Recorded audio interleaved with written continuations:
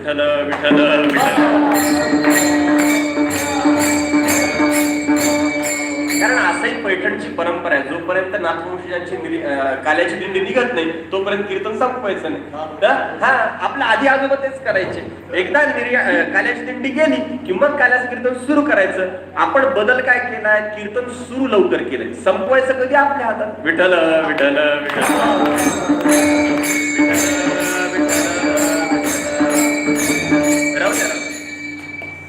तर माझा विषय काळजी करू नका, मी वेळेत आपलं कीर्तन संपवणार आहे. जरी माझ्या हातात घड्याळ नसलं तरी समोरच्यांची घड्याळ कोणाची मी पाहतोय. आणि घड्याळ जरी नाही दिसलं तरी तुमचे चेहरे घड्याळासारखे दिसतात. विठ्ठल विठ्ठल विठ्ठल. आपला विषय हा चालू होता की संतांची प्रसन्नता प्राप्त करून घ्यावी आणि संतुष्ट अंतःकरणाने तो जे प्रसाद संत आपल्याला देतील त्या प्रसादाला काला म्हणतात. मग मला आता सांगा, त्यांची सेवा करावी, त्यांची संतुष्टता प्राप्त करून घ्यावी आणि मग सेवेनंतर प्राप्त होणाऱ्या प्रसादाला जर काला म्हणायचं असेल तर सेवा न करता जो हातात पडतो त्याला दहीलाही म्हणायचं की काला म्हणायचं? मला सांगा, त्याला आपण दहीलाही म्हणू शकतो, त्याला काला म्हणू शकतो का? त्याला काला नाही म्हणता येत. मग कधी काला होतो? जेव्हा आपण सेवा करतो आणि सेवेनंतर जो प्रसाद प्राप्त होतो त्याला काला म्हणायचं. आणि असं जर असेल तर आपली वारकरी संप्रदायाची परंपरा किती उदात्त विचार करणारी बघा, की त्यांनी आपल्याला सांगितलंय आधी 7 दिवस सप्ताह करा, आधी 7 दिवस नामसंकीर्तन करा, 7 दिवस ज्ञानेश्वरीचं पारायण करा, गाथेचं भजन करा, कीर्तन करा, प्रवचनाच्या सेवा करा. आणि ह्या सेवा झाल्यानंतर मग 8व्या दिवशी हातात जो पडेल ती दहीलाही नसेल, तो काला असेल. विठ्ठल विठ्ठल.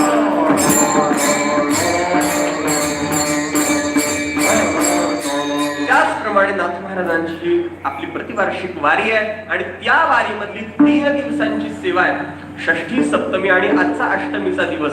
2 दिवस षष्ठी आणि सप्तमीला जे आपण मनापासून नाथ महाराजांची सेवा केली त्या सेवेचा परिणाम, त्या सेवेचं फळ आज नाथ महाराज आपल्याला काला देणार आहेत. आणि काल्याचं कीर्तन जेव्हा असतं तेव्हा काल्याच्या कीर्तनाला काही विशिष्ट मर्यादा आपल्या संप्रदायाने घालून दिलेल्या आहेत. काल्याचं कीर्तन असेल तर इथे संतपर अभंग घेऊन चालत नाही. काल्याचं कीर्तन असेल उपदेश्वर प्रकरणातला अभंग घेऊन चालत नाही. काल्याचं कीर्तन असेल तर राम महाराज इथे नामपर प्रकरणातला अभंग घेऊन चालत नाही. काल्याचं कीर्तन असेल तर इथे काल्याच्याच प्रकरणातला अभंग घ्यावा लागतो. हे काही नियम आपल्याला घालून दिले. अभंगांची काही प्रकरण आहे आणि त्या प्रकरणातलं काल्याचं प्रकरण म्हणजे काय, तर भगवंताने जो काल्याची लीला केली त्या काल्याच्या लीलेचं वर्णन करणारा, गोपाळांचा आणि भगवंतांचा संवाद सांगणारा अभंग काल्याच्या लीलेमध्ये असतो. आणि मग काल्याच्या लीलेमध्ये असलेला जो अभंग आहे त्यातल्या तुकोबारांच्या संहितेतले अनेक अभंग काल्याचं वर्णन करणार आहेत. त्यातले काल्याचे वेगवेगळे प्रसंग सांगणार आहेत. काही प्रसंगामध्ये भगवंताच्या जन्माचा आनंद सांगितलाय, गोकुळीच्या सुखांत पाना नाही लेखा वगैरे अभंग पाहिले तर त्यात भगवंताच्या जन्माचा आनंद सांगितलाय. भगवंताने काल्याची लीला कशी केली हे सांगितलंय. काल्याचा प्रसाद आम्ही कसा घेऊ हे सांगितलंय.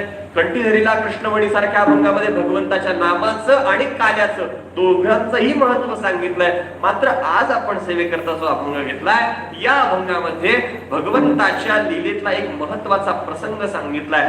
तो प्रसंग असा आहे की ज्या प्रसंगामध्ये भगवान आपल्या प्रिय सवंगड्यांसह काही संवाद साधतात, काही गप्पा मारतायत, आजच्या भाषेत जर बोलायचं झालं तर काही गुज गोष्टी करतायत, बोलतायत. आणि त्या बोलत असताना भगवान आपल्या मित्रांशी बोलतायत. पण हे बोलत असताना प्रसंग सगळ्यांना ठाऊक आहे की भगवान श्रीकृष्ण परमात्मा जेव्हा गोकुळात अवतरित झाल्यानंतर भगवंताच्या बाललीला हळूहळू सुरू झाल्या.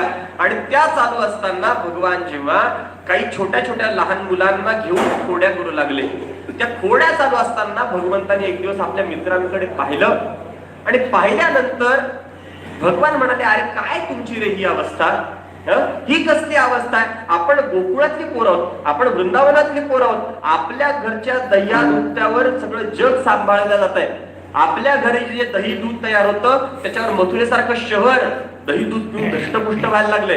ते तिकडे धष्टपुष्ट होत आहेत आणि त्यांना खाऊ घालणारे तुम्ही असे कसे रे गाडीपुढे पैलवान?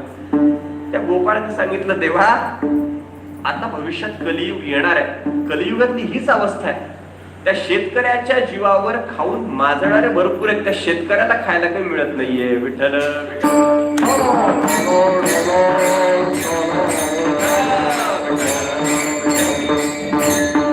कारण अन्नदाता तो आहे, त्याला काही